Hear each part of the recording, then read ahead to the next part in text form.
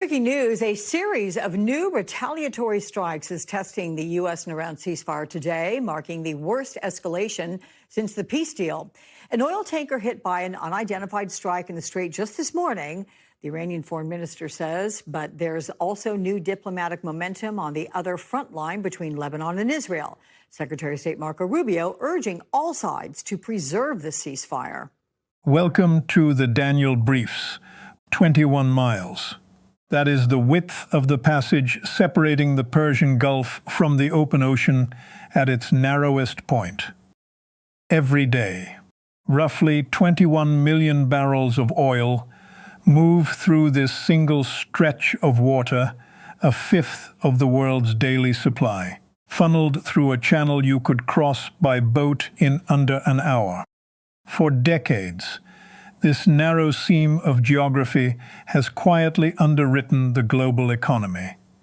And in 2026, Iran turned it into a weapon, not with an army, not with a navy capable of challenging the United States on open water, with 4 words, broadcast to the world. The strait is closed. That declaration should not have been possible.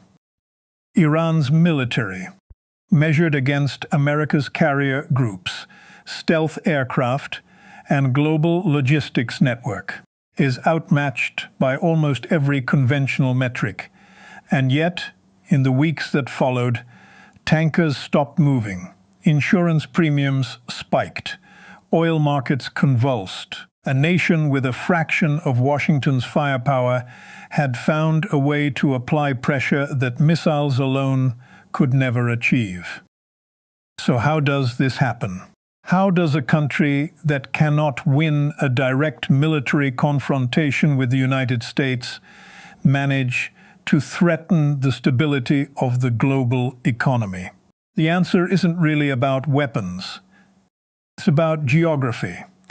The accident of location that placed Iran directly astride the world's most valuable choke point.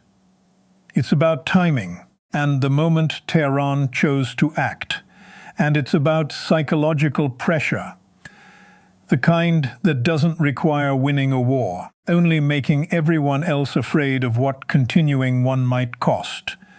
What most people miss is that Iran isn't trying to win this war with firepower. It's trying to win it with geography, to understand how this happened. We need to look at what triggered the crisis in the first place. Crisis chaos did not begin in the Strait. It began in the air on February 28, 2026, when the United States and Israel launched a coordinated military campaign against Iran. A campaign that culminated in the assassination of Supreme Leader Ali Khamenei. It was a decapitation strike aimed at the top of Iran's political and military structure, and it was meant to end the confrontation quickly. Before Tehran could organize a meaningful response, Iran responded anyway. In the days that followed, missiles and drones struck Israeli territory, American military installations across the region, and the Gulf states aligned with Washington. But the most consequential retaliation wasn't aimed at any single target. It was aimed at the water itself. The Islamic Revolutionary Guard Corps declared the Strait of Hormuz forbidden to shipping. Merchant vessels attempting to pass were boarded, attacked, and in several cases captured. Sea mines were laid along key transit routes. Commercial shipping companies, faced with rising risk and rising insurance costs, began rerouting or simply refusing to sail. The United States answered with force of its own.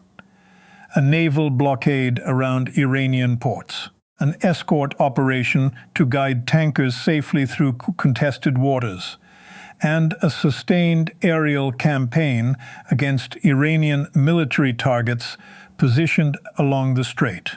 Out of the wreckage of this standoff came something new. The Persian Gulf Strait Authority, a hastily assembled response mechanism meant to coordinate international efforts to keep the waterway functioning. The human cost was real. Ships were damaged. Some were abandoned outright. Seafarers were killed or went missing, caught in a conflict that had nothing to do with them and everything to do with the oil beneath their cargo holds. But this isn't just a military story. It's an energy story with global consequences. To understand why Iran chose the Strait as its primary weapon, we need to go back to the history of chokepoint warfare to understand why 2026 was different. It helps to understand how many times Iran had threatened this same move before and chosen not to make it. For decades, the Strait of Hormuz has functioned as Iran's ultimate rhetorical weapon. Whenever tensions with Washington escalated, IRGC commanders would issue the same warning: interfere with Iran, and the strait closes. It became a familiar ritual, almost predictable in its timing, so consistent that analysts and energy markets alike learned to treat it as posturing rather than policy. The logic behind the restraint was simple. Closing the strait would hurt Iran nearly as much as it hurt everyone else, cutting off its own oil exports and inviting a level of American military retaliation that no Iranian government wanted to provoke. The threat was valuable specifically because it remained a threat. That calculation was tested directly in June 2025, during an earlier round of conflict between Iran, Israel, and the United States. By multiple accounts, Iran had made preparations that could have supported closing the strait. The moment seemed to call for it, and yet Iran held back. It was a telling decision, proof that even under significant pressure, Tehran still judged the cost of action to outweigh the benefit of the threat. Analysts had long speculated about what it would take to change that calculation. The consistent answer was some version of the same idea.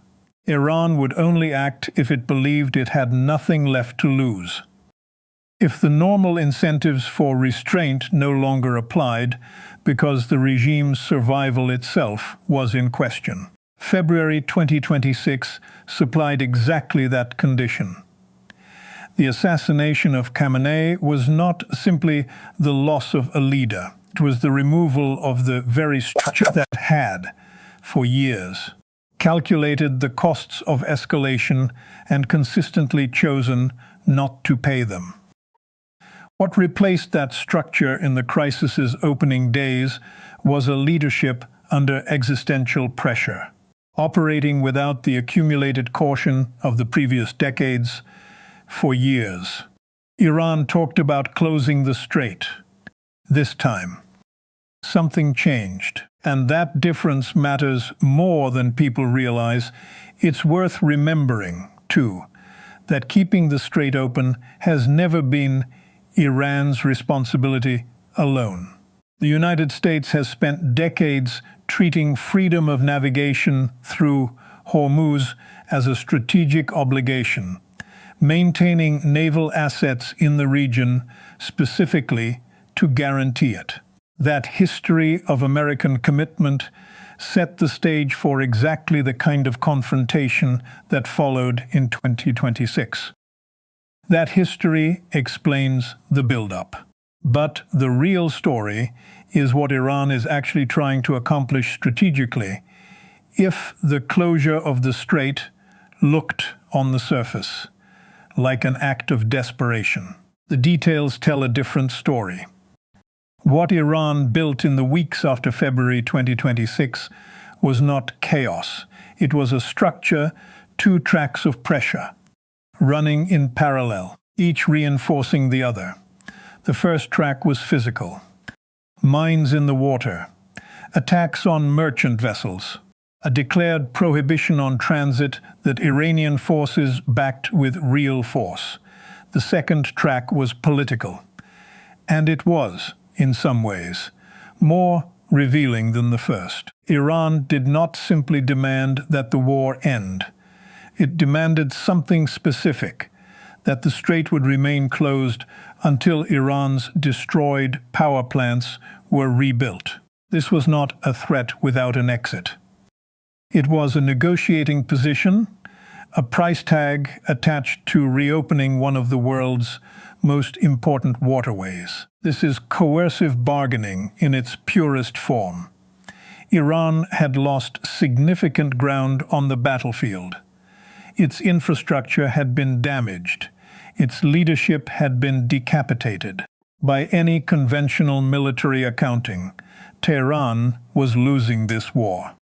But by tying the reopening of the strait to its own reconstruction, Iran effectively converted battlefield losses into economic leverage over the entire world.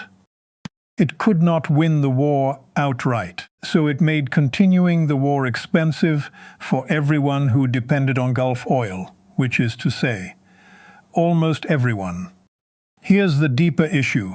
Iran isn't fighting to win militarily. It's fighting to make the cost of continuing unbearable for everyone else. That strategy only works, however, if Iran's calculations account for more than just the United States and Israel. Tehran's decisions throughout this crisis have been shaped by a wider set of considerations. Assessments of Iranian capabilities relative to Israeli and U.S. military involvement. The regime's own perception of existential threat. The risk tolerance of its remaining leadership, and the positions of China and other major energy-consuming nations. China, in particular, occupies a strange position in this equation, as one of the largest buyers of Gulf oil.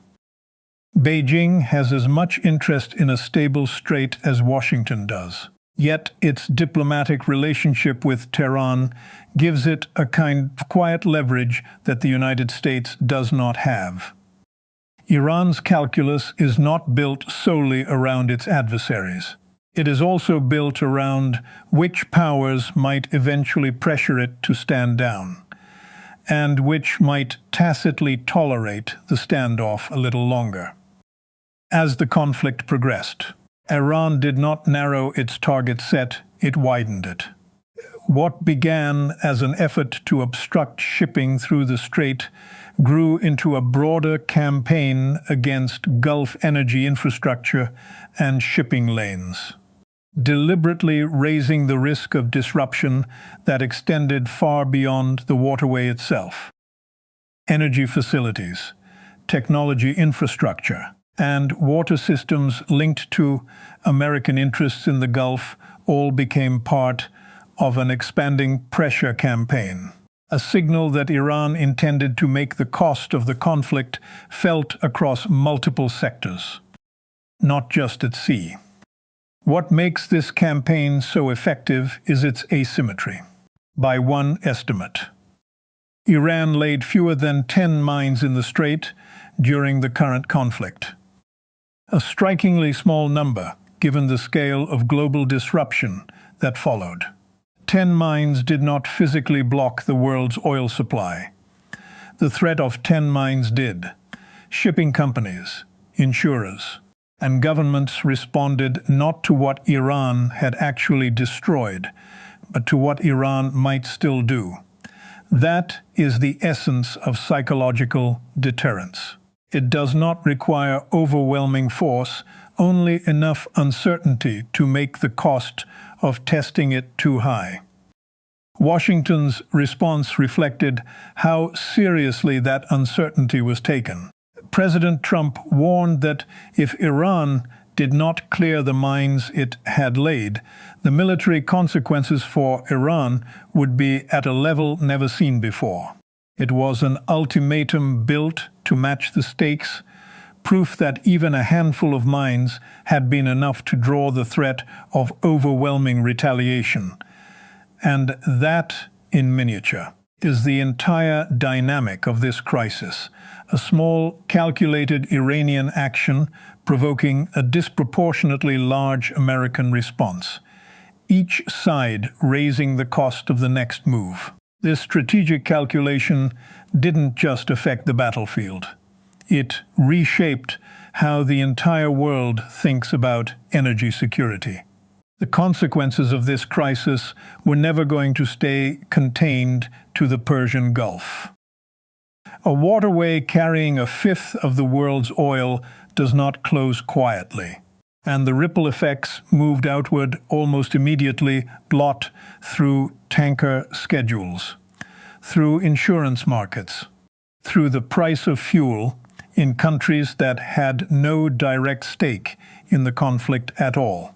Shipping traffic through the strait slowed dramatically as vessels weighed the risk of mines and attacks against the cost of rerouting around them. That hesitation alone was enough to tighten global supply. Fuel prices climbed, markets, already sensitive to any hint of Gulf instability, absorbed the shock unevenly, spiking in some regions, straining energy budgets in others, and forcing governments that had assumed steady access to Gulf oil to confront how fragile that assumption had always been. This is where everything changes, because the crisis didn't just disrupt oil flow, it rewrote the assumptions the world's energy security was built on for years. The dominant energy debate had centered on the limitations of renewables, their dependence on weather, their intermittency, their unreliability compared to the steady output of oil, gas, and coal. The Strait crisis inverted that narrative almost overnight. Suddenly, it was fossil fuels that looked fragile, dependent on a single choke point that one determined actor could threaten with a handful of mines. Renewable energy, whatever its technical limitations, did not require safe passage through 21 miles of contested water.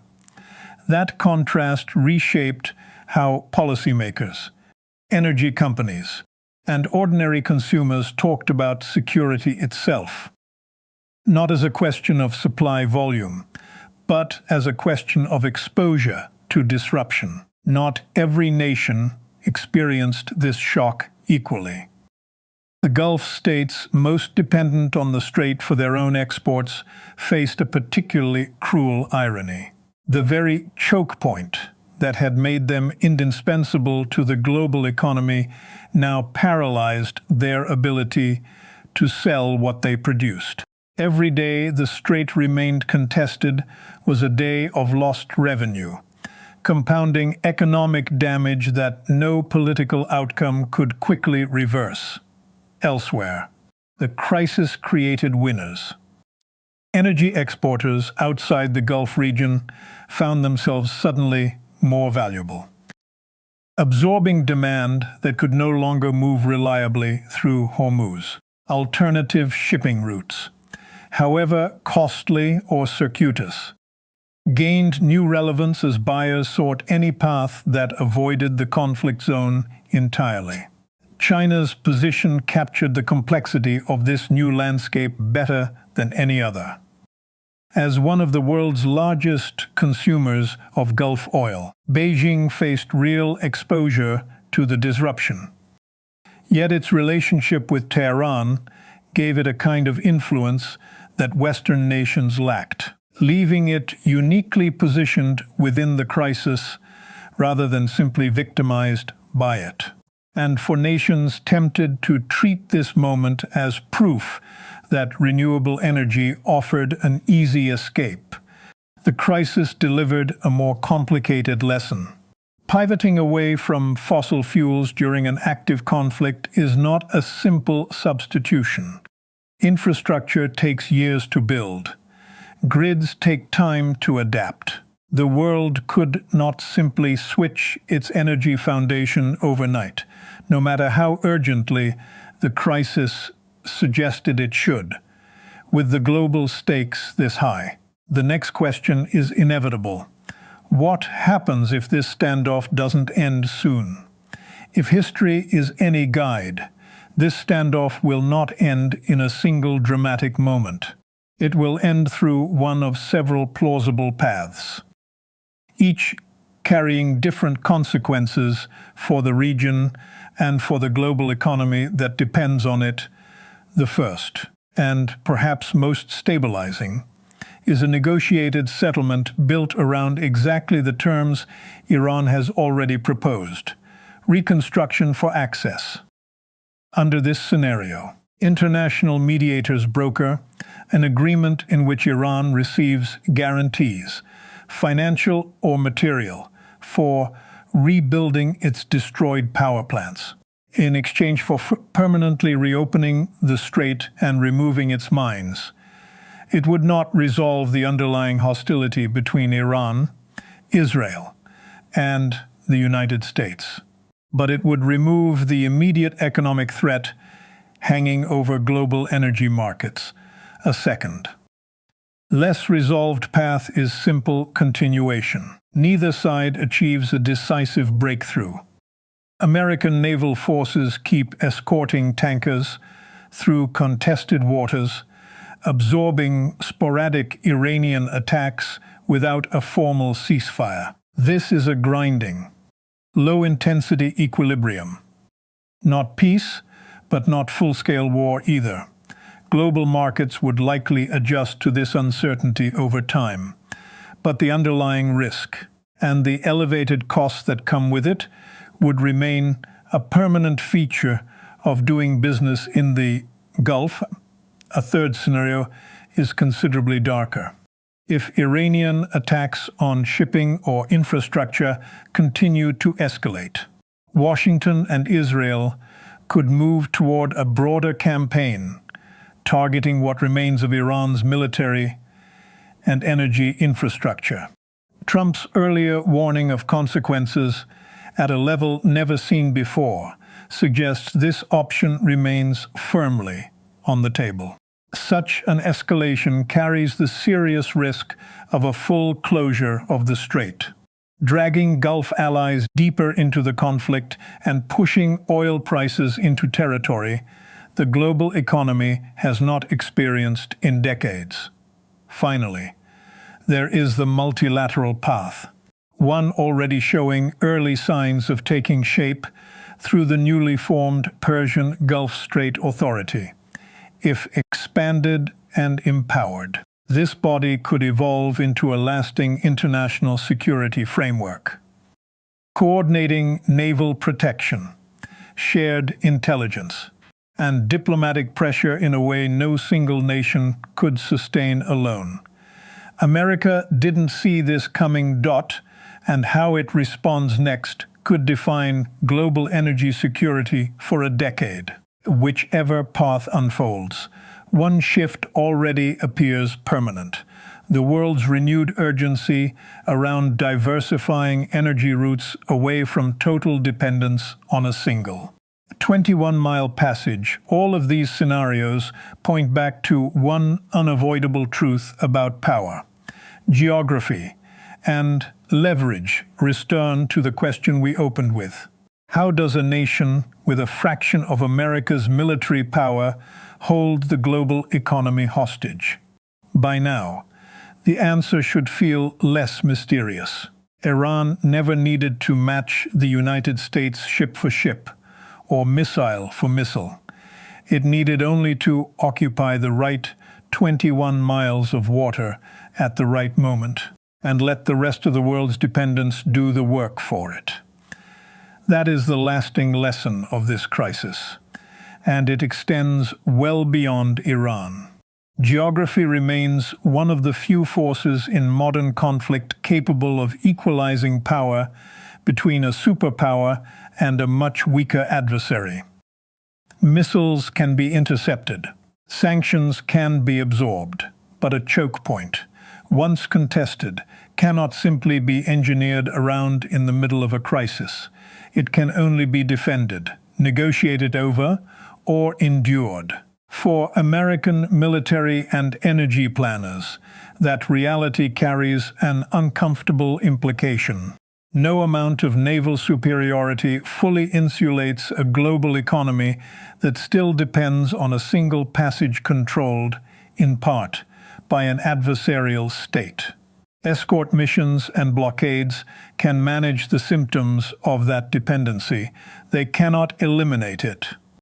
Which leaves the deeper, unresolved question hanging over everything that follows: can global energy security ever truly be decoupled from a choke point like Hormuz?